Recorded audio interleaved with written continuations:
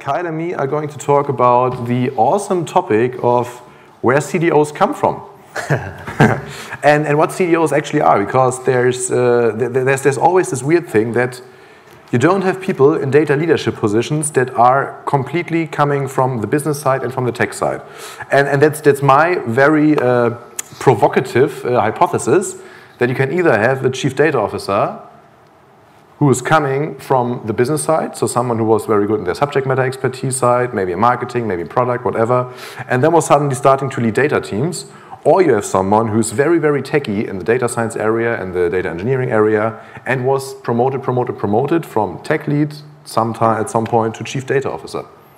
Yeah. What do you think about this?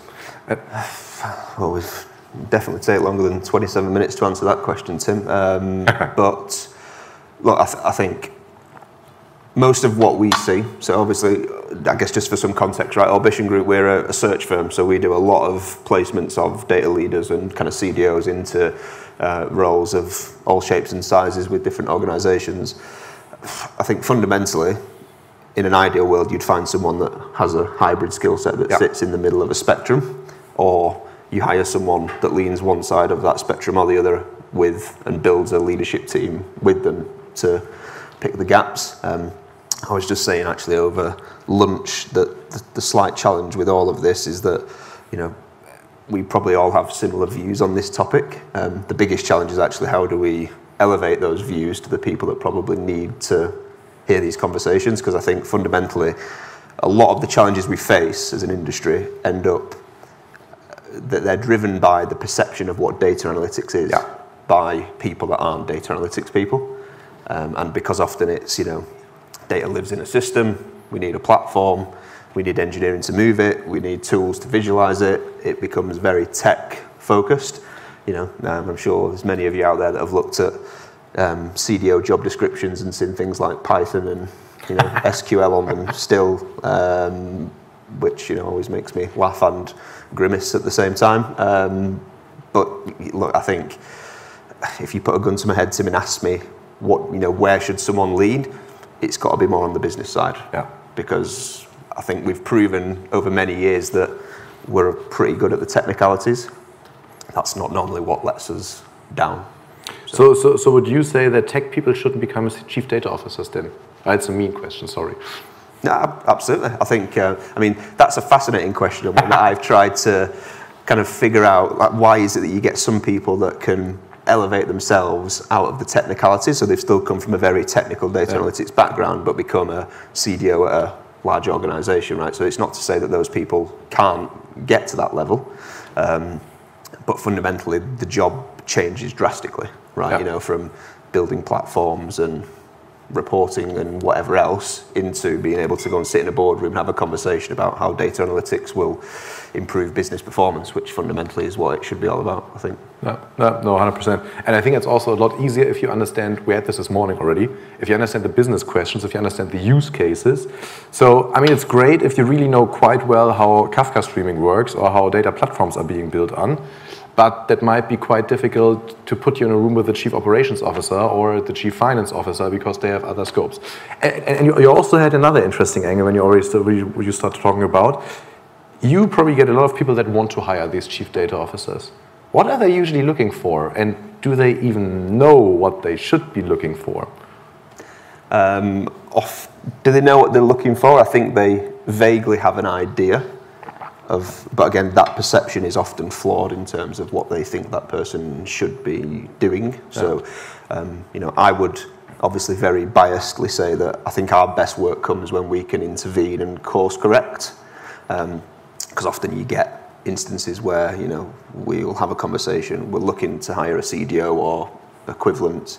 And again, it's very geared towards, they want someone that comes from an engineering background or, you know, can code and stuff like that. So I think it's about, and obviously, you know, it depends if you're talking to a Fortune or FTSE 100, right, in comparison to a startup, right? Because that situation may change. Like if you're a tech startup, you might need someone that can actually roll up sleeves. And I mean, for the startup, I think it would still be fine if you have to do SQL and Python and maybe also all the other stuff, because you might be the only person in that startup doing data, and then you're the chief data officer, which is also a very interesting job description. Agreed. I think I was the head of data for half a year without anyone reporting into me. That was also great, which also meant I had to build up everything. So in the end, it was like the chief position, but yeah, startup incubator, no one else around. But they also didn't know what they wanted, so obviously. Yeah, I mean, titles and roles and responsibilities, the non-standardization in our industry is a massive problem. Yeah. Massive, and I think I you know, if anyone doesn't follow me on LinkedIn, please follow me. You can see, you know, I rant a lot about this stuff all the time. But I put something on the other day about, you know, we use the term data leader quite generically, which I find fascinating because at the practitioner level, you know, as an example, and I use this when we speak to organisations quite a lot, is that if you think about like a data engineering, for example, they struggle to hire at that level because there's typically more demand than there is supply. Yeah. And also people that don't know what they're looking at won't realise that actually they're not called data engineers universally. You know, there could be 5 or 6 different job titles for that one skill set across the industry. Whereas in the data leadership space, now we've got everyone, it's the kind of flip problem, right? Everyone's saying I'm a data leader, but someone's like a pure out and out technical person, someone's a data management person, someone's a strategy person. So I also think that plays a bit of a part in the problem sometimes. Yeah. But do you think that there could be, I mean, the other problem is also that data is evolving too fast. Mm-hmm. And when you look for a data engineer, it's probably like 6 different job descriptions. And I mean, the analytics engineer is coming up, there's a machine learning engineer, which is all data engineering in some way, but in very, very specified areas, and I think that's also going to change. I mean, with one of my previous customers, we hired prompt engineers now, which I think is the new shit, and that's also quite funny because I'm not sure how long this is going to stick, but there will be more. I think that's also the other problem. I don't think we can go to a direction where people can really totally understand what a chief data officer does. But yeah, I mean, it's for me, it's always funny because I also read all these job descriptions and it's always very, very broad. It's always, in German, there's the word called eierlegende Wollmilchsau, which means you are a pig that gives wool, that also lays eggs and also gives you milk. And I think that's exactly the same thing because if someone hires a CDO, probably shit has already hit the fan, so there might be problems already running around. But it's always quite difficult. And then what do you see in your work? Because that's really interesting to me. Are there also differences between industries? Are some people smarter in understanding smarter sounds bad, but more versed in understanding what they need? Well, I think, you know, if you take financial services as an example, that's, you know, obviously heavily regulated and therefore is further along that maturity curve, they typically have more of an understanding of what the role is. But then, you know, if you follow the Gartner research around, you know, version CDO 1.0 to, you know, whatever we're on now, 4, something like that, obviously that changes, right? And I think I've said this openly a few times, I don't know whether actually we may need to get comfortable with the fact that there might need to be multiple iterations of a CDO in an organisation that takes them through that journey. Because if you're trying to find someone that can do everything, you know, there are very, very few people out there, unfortunately, that, you know, because the breadth of the scope is so wide, right? But might also be a problem that the field is still, I mean, calling the field of data too young is also maybe a bit presumptuous, but could also be that there are just not enough people out there that did these kind of things. I mean, if I go in a chief data officer position, now it's the first time I would be sitting on a C-level. I mean, I was sitting a lot of C-level meetings before, but never really as a proper part of that. And I think that's what's missing. I mean, I don't think there's many CDOs out there that are, you know, reporting. There's a lot made about reporting lines, right? Yeah. And they should report to the CEO. Hardly any. Yeah, I've been reporting to 2 different CPOs, to one CMO, to the CTO, to the VP operations in some company. Yeah, that was, it was always fine because it was always useful. Fun fact, one of these, 3 positions were held by the same person in different companies, so I could work quite well with that guy. Mm-hmm. But otherwise it was always like, where does data have the biggest value right now? And I think that's really also a problem because, yes, it might be quite smart. So for example, the CTO position was when we had to start the data mesh. and it was clear that we have to work very closely with the data producers, but you always miss something else. There's always something left under the table and just pushed away. Yeah. Yeah. Well, I mean, I think, you know, what we've seen, I mean, I've been doing this now for nearly 15 years, right? Yeah. I think what most data analytics journeys started out from IT as a, you know, bit of FOMO, possibly a bit of hype, regulation if that's, you know, the industry that you're in, but often from a point of, well, actually there is no strategy to this, but we don't want to be seen not to be doing it, because obviously that also looks a certain way, right? And then you get into these kind of journeys where, well, we're going to need a platform. Yeah. So let's build the platform and then we can figure out how we get value out of it later. And invariably that often doesn't happen. And that's why, you know, you then get into the conversation about tenure and, you know, it's all interconnected. I think that's the point. Oh, we already have nice questions from the audiences. What are the top 3 skills for a CDO? That's a good question. I mean, I would probably say, I would say there's 1 skill. No, I think I might have 3. You have to be able to talk to people really a lot, because I think, yes, we are all, I mean, anyone who's working with data is somehow technical. Even if you come from a business side, you have to understand stuff. But I think the most important thing is really that you have to be able to talk to people, that you have to be able to listen to people, and that you have to be able to understand business problems, what we already had this morning was the same topic. And I also think, I mean, you said it's weird if there's SQL and Python in there. I think it's still good if you have some kind of understanding of what the current technologies are, which is really hard, because I mean, I can't even fathom to be completely sitting in a C-level meeting, taking care of all these kind of things, and then also being completely up to speed with everything else that's coming up. I mean, that in of itself is pretty much impossible, right? Yeah. To be all things to all people, but I think it's definitely not a hindrance to understand and know the technicalities. You know? So I think it's important that we do acknowledge the fact that the technology and the technical elements are important.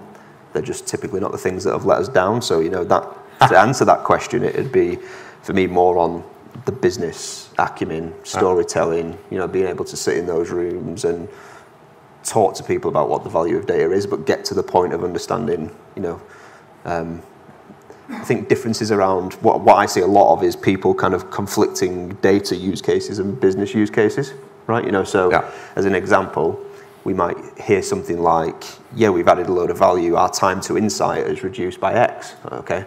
But that's quite data specific. That's the worst case. I hate this. Yeah. It's like, how do you measure time to insight? What's like? But the CEO doesn't care about that, right? That's or they might do, but it actually doesn't help you quantify what value is. You know, it's like, oh, cool, yeah, and then what? You know? Yeah, and I mean, time to insight. Time to insight is like, how fast do you fix tickets or questions? And there's no measure about, time to insight can be quite small because all the questions are stupid and are already there. And you just tell people, this dashboard, this dashboard, this dashboard. Great time to insights, but doesn't give you any value. Mm-hmm. This one's great. That's something I'll just also, you already said that you think there might be different iterations of CDOs needed for a company. And there's like, does every business need a CDO? If so, who should they report to? Well, CEO, my eye. But I also think, and that might be very subjective also because of the job I'm doing, but I also think for many projects and many topics, you don't need someone sitting there full time. So I think maybe from my point of view, what companies need more is project-wise chief data officers. Like for 1 or 2 years, put the strategy in, get them up to speed, get everything done, and then it can maybe run on itself. Mm-hmm. I mean, I'd agree with that. I don't know whether that's ever a line in the sand that companies will draw, because I think there's probably, you know, some arguments against that 100%. Strategy. But as far as execution goes, I think that would be sensible in the fact, you know, because obviously as organizations go through that maturity curve, you need different skills, right? Yeah. So would it not make sense to have people that are specialized in certain parts of the journey that can go from A to B, B to C? Yeah. Arguably, would they ever want to do that and claim they're doing that? Probably not. And I mean, you probably know best, how long does it take to hire a CDO? That depends on the organization. I mean, look, the interview processes are obviously quite in depth. Yeah. right? You know, and that's the other thing, you know, like if you think about titles and remuneration, like it depends on the role itself, right? You know, there's a massive difference that for someone that is a CDO at a FTSE Fortune 100 that earns, you know, 7 figures, and someone that's, you know, not a CDO, has the title at a smaller company that earns 100,000 euros. 5 figures still, Very different. So, I mean, does every business need a CDO? I don't think it does. I think, you know, I've had many people on my podcast who are, you know, you would consider industry-leading CDOs who have said actually in 5 years there might not be a need for a CDO at all, because if we've done our job properly, as per the conversation this morning, you know, the business, in quotation marks, should be able to manage their own data capability, because it's just so ingrained. I don't know. Maybe most CDOs can move into chief strategy officers, because I think that's what we're doing a lot of. What would we advise to organizations that have not yet woken up to the need of appointing a chief data officer? Get your shit straight and think about what you're missing. Yeah, something like that. Yeah, I mean, I think context plays a massive part here, right? You know, because size of organisation, sector, what they're trying to achieve. I think that largely the problem is that they don't know what they're trying to achieve, and often these things are driven out of, we know we need to do something, or we know we need to do more. But actually, what that is, and I think, you know, we see a bit of a gap in the market at the moment that we've tried to address on, kind of to your point, a bit more of a kind of fractional thing. Because if you're down the road with a strategy, fine, you know, and you've got that figured out, great. But a lot of organisations we speak to, they're kind of like, well, you know, do we want to hire a McKinsey or a Bain and come in and give us a strategy that we don't know we want to commit to? Equally, do we want to go and hire someone full-time when we don't know we want to commit to it? You know, I personally think there's going to be a lot more work for CDOs in kind of fractional capacities where they might have 4 or 5 employers where they're doing a couple of days a month for them. I think that'll be a and I think the other thing is also, what would I advise companies? They have to understand what they need. And I think the only thing how this works is trust. Because it doesn't matter whether you hire the McKinsey guy or whether you hire someone full-time. You have to trust that you need the work that this person is doing. And if you don't trust into this, then this is failed from the, bound to fail from the beginning. Yeah. But I think there's many organisations that pay lip service to this stuff, right? Because the perception is important. They need to be seen like they're doing something to kind of keep up with the industry.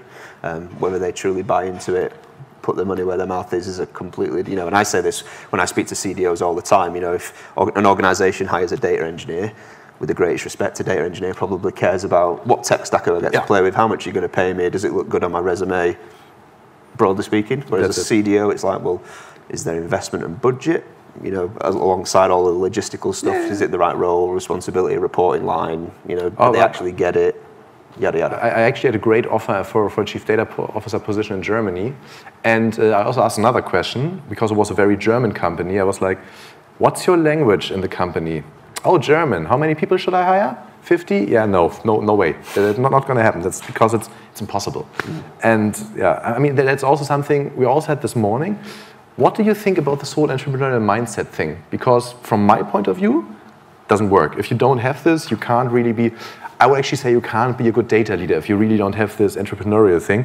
And totally grain of salt, I'm from startups, maybe in supply chain and everything else, and really old. I also, I'm just shoveling my own grave here. In more consistent companies, maybe it's not that important, but I think for anything I worked in, I always was like, my people, everyone on my team has to have a bit more of entrepreneurial spirit and be their own program manager or product manager. And do you see that often? Do companies really, do companies know that if they hire someone, they should be like this? Do they even want that?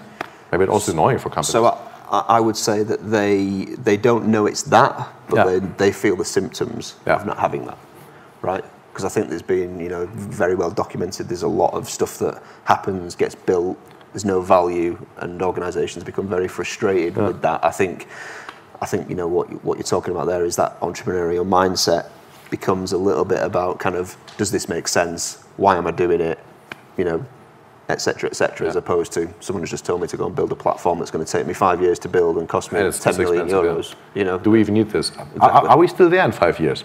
I mean, that's a question I have to ask myself quite often when I work in startups. But yeah, it's probably not smart to have a 5-year plan. It's more like 5 weeks and then see what happens. I mean, I was saying this over lunch, right? You look at the average tenure of the CDO and the average roadmap. You know, the roadmap's 3 to 5 years, and the tenure's 2. So it's interesting. I didn't. It's really like this. 2 years is like the normal tenure. Depends on who you listen to, but 18 to 27 months, I think, is the window.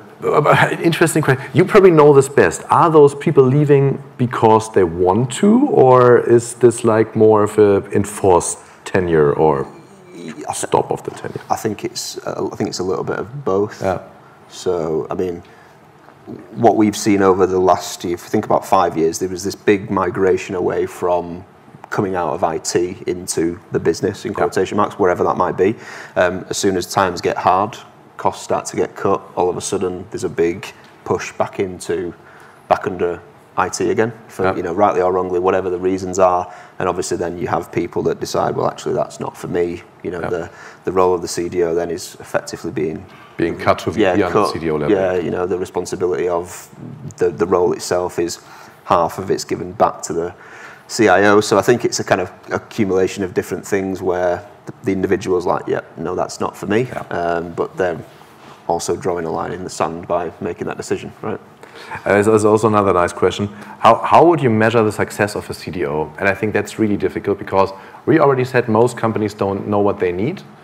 And if you say the tenure is usually only 2 years, I think there should be success criteria. But I don't think anyone has those. And I mean, most companies you come in as someone on this level, it won't probably be like the green field. It's more like a brown field. You have to shovel shit for like the next 2 years, and then you're like, maybe that's not my job. Yeah, I mean, I say to CDOs I speak to all the time that are interested in like looking at new opportunities. You find the perfect opportune moment in time where an organisation's coming to the table for the first time, which obviously is becoming more rare and rare and rare. Or you go in and cleaning up someone else's crap, right, for a period of time and then trying to do your own thing with it. So I think the success criteria is challenging because most organisations don't really know why they're going to the hiring table to begin with. So if you don't know why you're there, how can you define what success looks like? But I think if we need to get to a place where that just becomes the norm. And obviously, success would be value, right? In quotation marks. But value is different things to different people. In Germany, there's also another success criteria. I mean, shareholders are often quite interested in titles. And I have a PhD, and that always makes my job quite easy to get into jobs because it's like, we appointed someone new. He has a doctor in front of his name. It's also, that was sadly quite often the case. If the CDO reports to the CEO, then surely we are saying that it has to be a centralized department. I would say totally no. Because, I mean, we heard people talk about the data mesh already today. And I would say if you are working in a data mesh direction, you don't have to have a centralized organization. In my last job, I even gave away, I think, 2/3 of my headcount, because I realized it makes more sense to put these people into different teams. And I'm just there leading the data platform, the data center of excellence, and I'm the annoying person bitching about everything that other people do wrong because I know better and I still have these teams under me somewhere. I mean, reporting lines, operating models and stuff like that. I mean, that's just a whole can of worms. I think. I mean, so here's one for you, right? So I spoke to a few people that, as a CDO, reported to a CEO. And actually, they said that they thought that that's what they wanted, and it was going to be great. And actually, when they got it, they realised actually, I never get a chance to speak to the CEO. Like, there's no support mechanism there. So they kind of felt a little bit isolated, which I thought was interesting, right? Because it's almost seen as the holy grail. If you report to the CEO, they really care about it. And that's not to say that these companies didn't care about it. It's just actually the mechanics, day to day, week to week, didn't really support them. Didn't work out it. I don't know. What are good reasons for hiring a CDO? What are not so good reasons? Well, the not so good ones. I mean, the not so good ones would be like, I have a doctor now on my team, which is awesome. Look at me, shareholders, this is really great. Please don't do that. Not so good because everyone else is. Which is ironically why most we need to do more on AI. Also not so good reason, I would say. We need AI use cases now so we can show that our stocks rise. I think fundamentally, like this is a gross oversimplification, but actually, if an organisation wants to improve business performance, and truly believes that data and analytics can help them to do that, which I think you'd struggle to find anyone that would say, I don't believe in that as an ideology, but actually, it's often everything else that goes with it around the decisions that they make that often let them down from getting there. Yeah. I mean, in a nutshell, it should be as simple as that, right? It's interesting when you say that. You've done quite a few recruiting processes and stuff, right? You know this stuff. Do you think that there's, let me rephrase it a bit, are there processes where they realize at some point, hey, we have someone internally already, why don't we just promote someone who already knows the business, who might be able to give us the strategy, who maybe just needs a bit of pushing and a bit of mentoring? Does this happen? Because to be honest, I think this would be the way, right? I mean, that's also this very weird way how data careers work nowadays. Because I mean, if you say the tenure of a CDO is 2 years, the tenure of a data scientist or data engineer or someone else is also maybe 2 years if you're lucky. Absolutely. Maybe 3 if you're really lucky. Yeah. I mean, I think there's been many success stories where you've had someone that moves into being a CDO or the equivalent persona that doesn't come from a traditional data background. So I think that, I think that's been proven that it can work, and obviously the benefits are they know the business, yada, yada, yada. Yeah. How many do that? Again, back to the perception. Yeah. It's like, well, we need this super technical wizard because it's, this is so complex and so complicated. The data ninja or data magician. Yeah. Yeah, true. What do you think now? What tangible impact can a chief data officer effectively make when being in the role for only 2 years? Difficult. I mean, I think the most tangible effect they can make is that the company understands they probably don't need a chief data officer anymore. that might be one. To be honest, I mean, it's a good question, but it's again, if you go into a startup, you can make loads of impact in 2 years, because in the end, 2 years in a startup is like 14 doc years, so there's a lot of stuff to do. But I think really 2 years sounds small or short, but it totally depends on the business. I mean, it might be, you did everything, go on. I mean, I think the reality is you could make a load of progress in 2 years if you're focusing on the right things. Yeah. But often, again, most organizations aren't, because they hire someone to do a specific part of the data analytics value chain, as an example, as I said before, like build the platform, and then 2 years later they come with a handout and say, dashboard, where's the ROI? It's like, well, we've spent 2 years building a platform, we've not even used anything yet. So, I don't. This is an impossible question. But all these questions, how can we really change this? How can we make sure that people understand what chief data officers can do? And I mean, especially in your job, right? I mean, how can you make sure that if someone calls you and it's like, hey, Kyle, please hire a chief data officer for us. We don't know why. Then what could we tell them? Well, I think this is part of the challenge, is that they think that they do know why. Yeah. And often it's that why is incorrect, right? So as I said, often it's driven by a push out of perception of what they want people to see and feel, but often they do associate this with technical systems, lake houses, that type of work. So they go and appoint someone who can do that.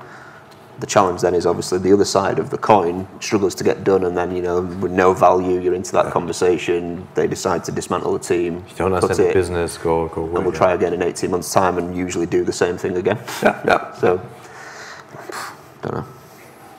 Nice. I think it's an education piece, right? Yeah. That was what I was aiming for. And I think it's totally an education piece. But the question is, who do you educate? That's the. Who do you educate? Who wants to listen to you educating them? Well, not many people, unfortunately. So I think on that, as I said, when we've had chance to sit down with the people that are making the decisions and talk them through, actually you're thinking about this maybe in slightly the wrong way, and they take that advice, that works best. Yeah. But I think the perception piece often underpins all of these challenges, right? It's even like the CIO. Like the CIO often will be a key stakeholder for these recruiting processes, but their perception of data is exactly the same as like the CEO or the COO or CFO, that this is a technical thing, so therefore I want to own it, and you need someone really smart who did this before.